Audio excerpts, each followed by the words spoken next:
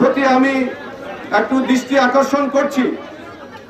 আমাদের 2024 সালে ভারতের পানির চাপে এই সুইচ গেটের অথবা নির্মাণ ত্রুটির কারণে এই এবং মাত্র 223 ফুট ছিল, যেখানে আমাদের এখানে ছাত্র দলের সোনালী ফসল বৃহত্তর নোয়াখালীর কৃতি সন্ত্রাসী আমাদেরকে অলঙ্কৃত করেছেন, গর্বিত করেছেন, সাথে সাথে বিশাল আশাবাদ তৈরি করেছেন।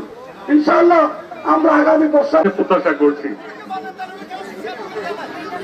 কামাল ভাই মহিলাদের দীর্ঘদিনের দাবি এবং আপনাদের এই দাবির প্রতি একসময় দেশনেত্রী বেগম খালেদা প্রকল্পের আওতায় নিয়ে আসতে হবে। সুতরাং এই ব্যাপারে আমি ইতিমধ্যে যেটা কথা বলেছি, ফেনীতে বন্যা হয়েছিল এবং এটা এক পর্যায়ে যখন ভেঙে যায় তখন আমাদের পুরা এই বৃহত্তর নোয়াখালী আমরা এই বর্ষা বন্যা ঢলের পানির আক্রমণের শিকার হই।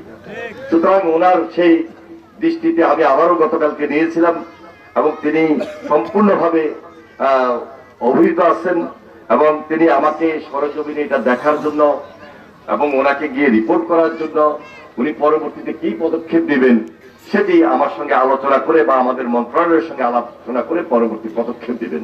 আমাদের সেই দামুনিয়া শেষ পর্যন্ত সেখানে যদি দয়া করে যদি উনি পানি সম্পদ মন্ত্রণালয়ের চিফ ইঞ্জিনিয়ারকে বলেন যে অন্তত যেন নদী ভাঙ্গাটা রোধ করতে পারে স্থানে স্থানে, সেটা যদি করে তাহলে আমাদের এই 2-3টে ইউনিয়ন নোয়াখালী জেলার এবং 3-4টে ইউনিয়ন ফেনী জেলার বেশ উপকৃত হবে।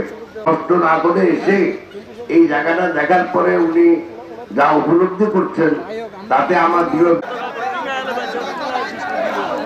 আরো উপস্থিত থাকেন নোয়াখালী 5 মহল আমাদের আব্দুল্লাহ মিন্টু এবং শহীদুদ্দিন চৌধুরী এনি ভাই।